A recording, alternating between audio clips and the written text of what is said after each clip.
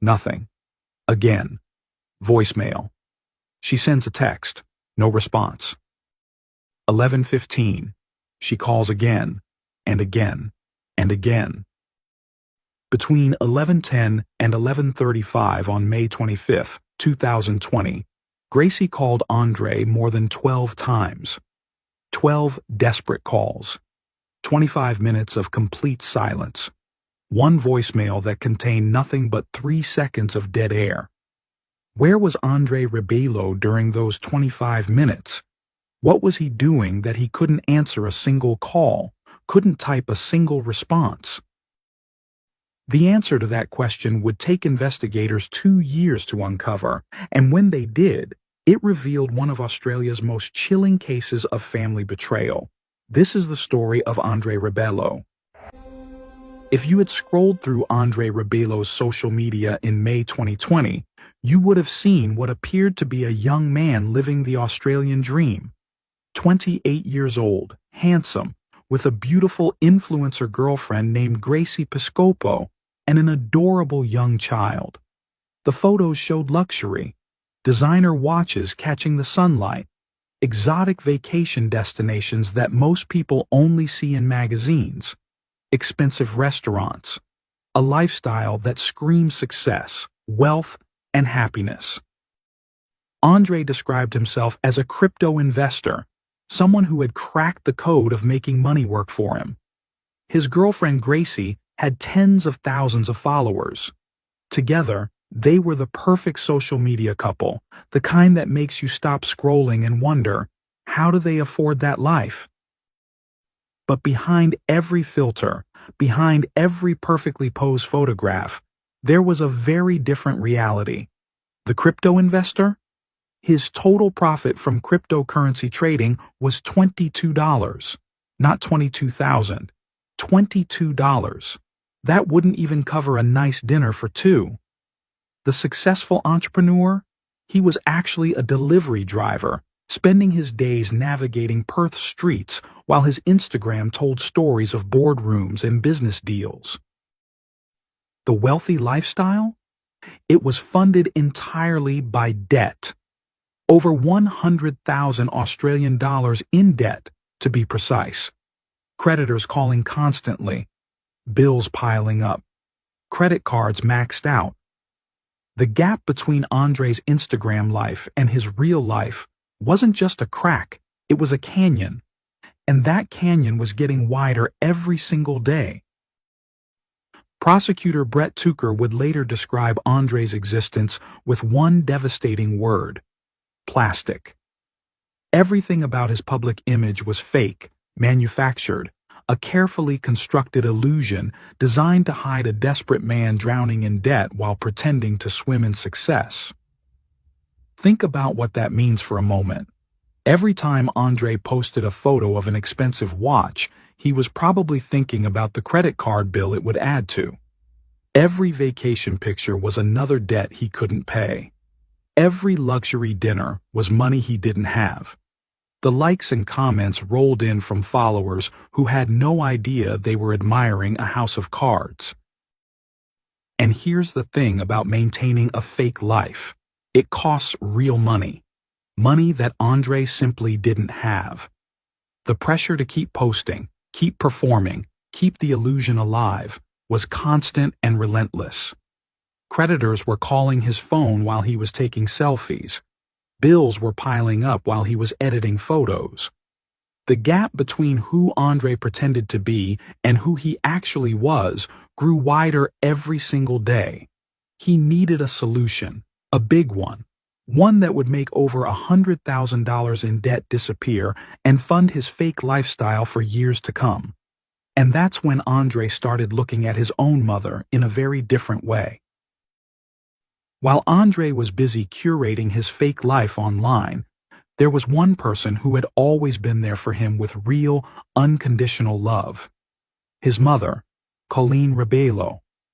58 years old, living in Bicton, a quiet suburb of Perth, Colleen was everything her son pretended to be but wasn't. Genuine, reliable, honest, and truly successful at the things that actually matter in life. She was the kind of mother who never missed a commitment, who never broke a promise, who never let her children down. Her youngest son, Fabian, still lived with her, and every single day, without exception, she would drive him to work in the morning and pick him up at exactly 2 o'clock in the afternoon. Rain or shine. No excuses. If Colleen said she would be somewhere, she would be there. That's just who she was. Unlike her eldest son, Colleen didn't need to fake anything. She didn't need filters or curated posts. Her life was real. Her love was real. And her reliability was something her family could always count on. She was the opposite of everything Andre had become. But in Andre's twisted calculation, his mother had a different kind of value. Not the value of her love, her support, her years of sacrifice. Number? Andre saw a number. 1.15 million Australian dollars to be exact. That's how much 3 life insurance policies would pay out upon her death. And in the week before May 25, 2020, just 7 short days, Andre took out all 3 of those policies on his mother's life. He named himself as the sole beneficiary of each one. Not his brother Fabian, who actually lived with their mother and depended on her. Not anyone else in the family, just Andre. Every single dollar would go directly to him. $1.15 million. Enough to pay off all his debts with money to spare. Enough to fund his fake lifestyle for years to come. Enough to make the Instagram fantasy actually real, at least for a while. His mother had become nothing more than a number in a spreadsheet, a solution to a financial problem, a way to keep the likes coming. The woman who raised him, who loved him unconditionally, who had sacrificed for him his entire life, was now worth more to Andre dead than alive. And he had exactly 7 days to make that happen before questions might be asked about why a young man had suddenly taken out such massive insurance policies on his healthy middle-aged mother.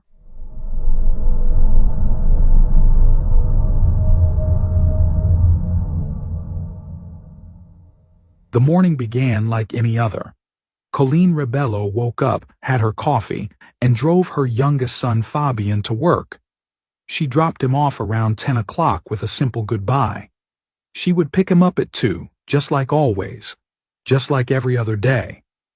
Fabian had no reason to think this day would be any different. His mother was reliable. She was always there. He watched her car pull away and went inside to start his shift. It was the last time he would ever see his mother alive. At 11:10 in the morning, Gracie Piscopo tried to call Andre. The phone rang and rang before going to voicemail. Strange, but not alarming. Maybe he was busy. She waited a few minutes and called again. Voicemail. She sent a text message. No response. By 11:15, she had called multiple times. Nothing. Her texts were getting angrier now. Where was he? Why wasn't he answering? The man who was always on his phone, always checking social media, always connected, had suddenly gone completely dark. 25 minutes. That's all it was. But in those 25 minutes, Gracie called Andre more than 12 times. 12 calls. Not a single one answered. At some point during this barrage of calls, one voicemail was recorded. When investigators later analyzed it, they found something chilling. 3 seconds of absolute silence. Not background noise, not muffled sounds. Complete, total silence. Hi everyone, welcome to Zada Beauty Glow. Right now we're offering 20% off all our products. Rush now to Zada Beauty Glow, place your order and start glowing with confidence. Don't forget to support and like and subscribe our YouTube channel. What was happening during those 3 seconds? What was Andre doing that he couldn't speak, couldn't even breathe loudly enough to be heard? The prosecution would later argue that during those 25 minutes, Andre was at his mother's house in Bicton. That those 25 minutes of silence were the window in which Colleen Rebello died. After 11:35, Andre became reachable again. His phone was no longer on silent. The messages started being read. Life, at least for Andre, seemed to return to normal. But inside the house in Bickton, a shower had been turned on. Water was running over a body that would not be discovered for hours. The staging had begun. 2 o'clock. Fabian waited outside his workplace for his mother to pick him up, just like she did every single day. But today, her car didn't appear. He checked his watch. 5 minutes passed. Then 10. He called her phone. No answer. He called again. Voicemail. His heart began to pound. This wasn't like her. This wasn't like her at all. His mother never missed a pickup. Never. Something was terribly, horribly wrong. Unable to wait any longer, Fabian started walking home. With each step, his anxiety grew. With each unanswered call, his fear deepened. When he finally reached the house, he heard something that made his blood run cold. The sound of running water. The shower. It had been running for hours. He called out for his mother. No response. Just the water, running and running. He made his way to the bathroom and found what no child should ever have to see. His mother, Colleen, slumped on her knees beneath the shower, motionless, gone. Fabian pulled her out, called emergency services, and desperately attempted CPR, but it was too late. It had been too late since those 25 minutes of silence that morning. And Andre? When he came home that evening to Gracie, she noticed nothing unusual about him. Nothing at all. He seemed perfectly ordinary, perfectly normal. The same Andre as always. For a man whose mother had just been found dead, whose brother had just experienced the worst moment of his life, Andre Rebello showed no signs of grief, shock, or distress. It was, perhaps, the most convincing performance of his life, better than any Instagram post, better than any carefully curated photo. The mask didn't slip for even a second. When police first arrived at the Bickton home, they found no signs of forced entry, no evidence of a struggle, nothing that immediately screamed foul play. The house was quiet except for that shower, still running after all those hours. Colleen's death was initially treated as unexpected, but not necessarily suspicious. These things happen sometimes. Middle-aged people die suddenly of natural causes, heart attacks, strokes. The exact cause of death couldn't be determined, though investigators noted that asphyxiation could not be ruled out. The case might have been filed away as an unsolved mystery, another unexplained death that would never have answers, if not for one crucial mistake Andre made. Actually, it wasn't a mistake at all. It was greed. Pure, undisguised greed. Just 3 days after his mother died, while Fabian was still in shock, while the family was still processing their grief, Andre started calling insurance companies.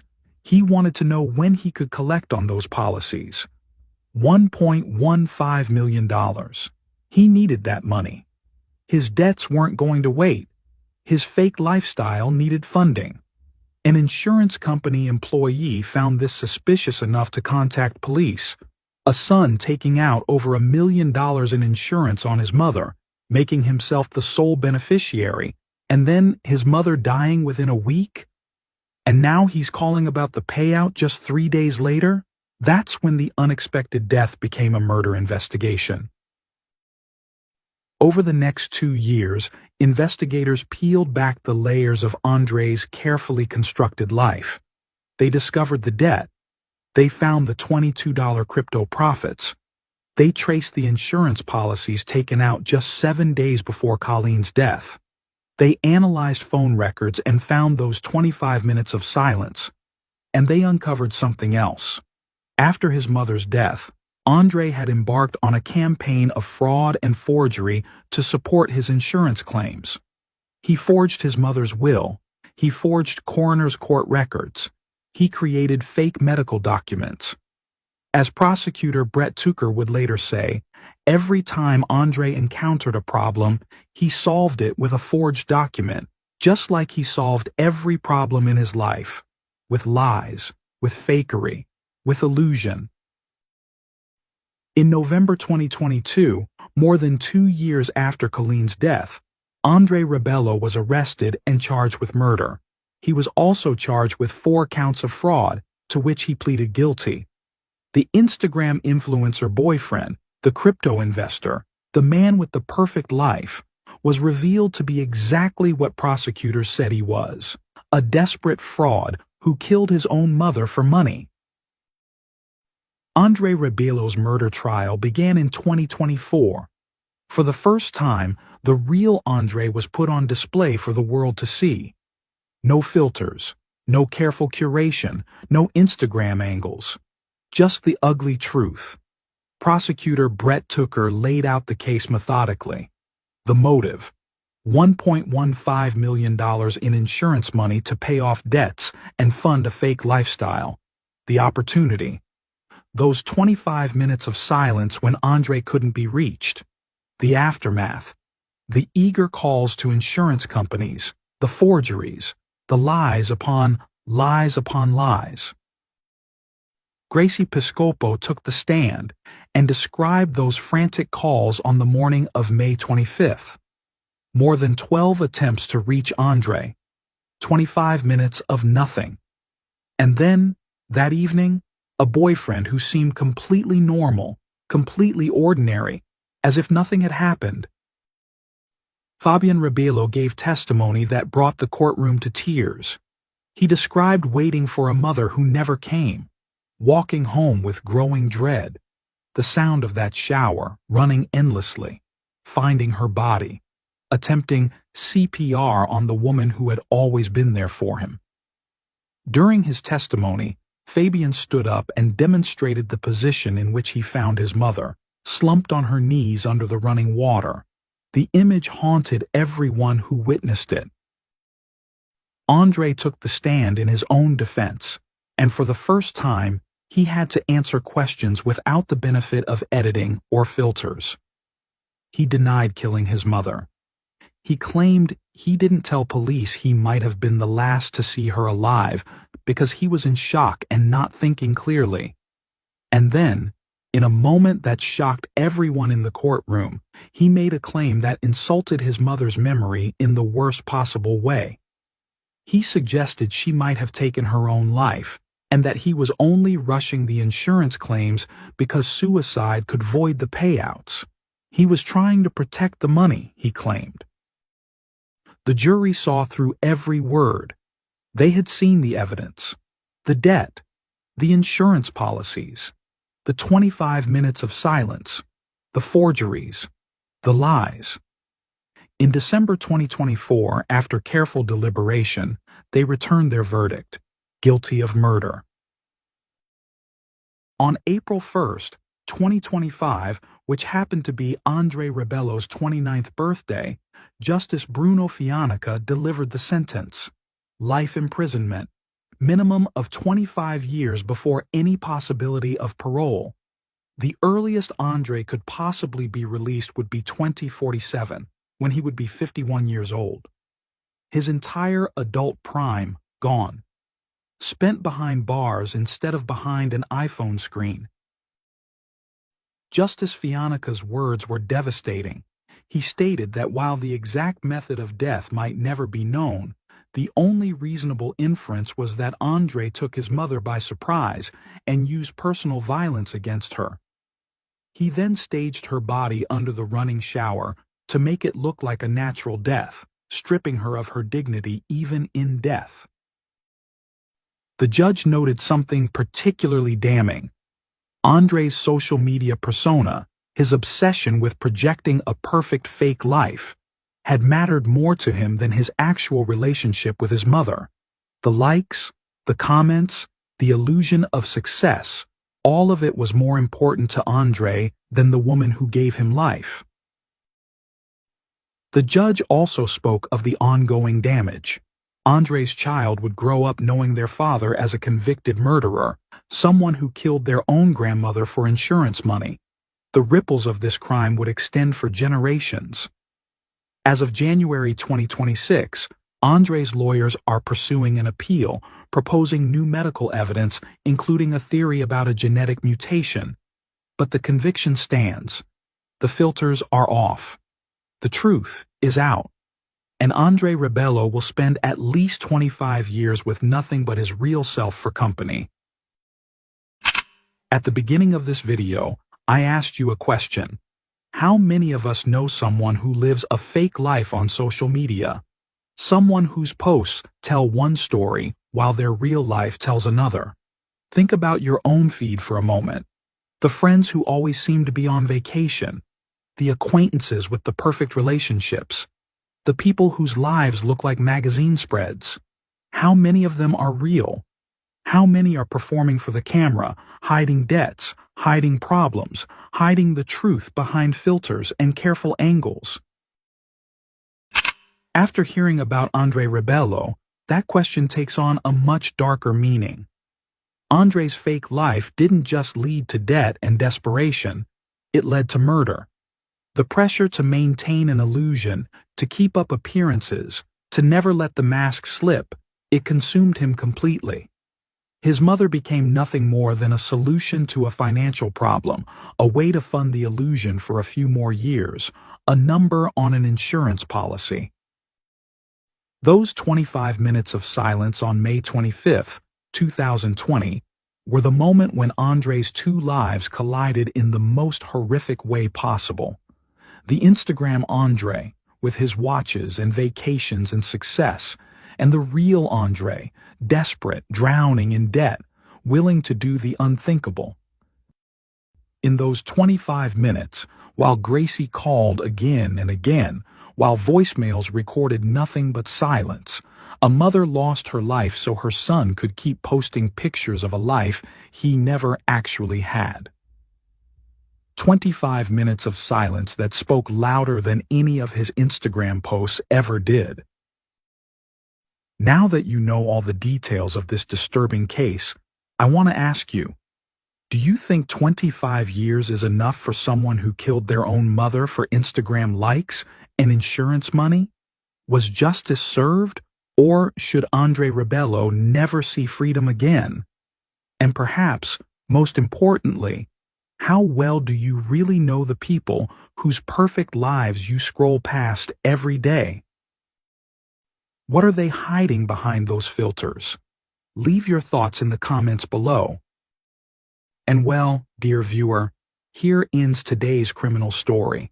The story of a fake life that led to a very real murder.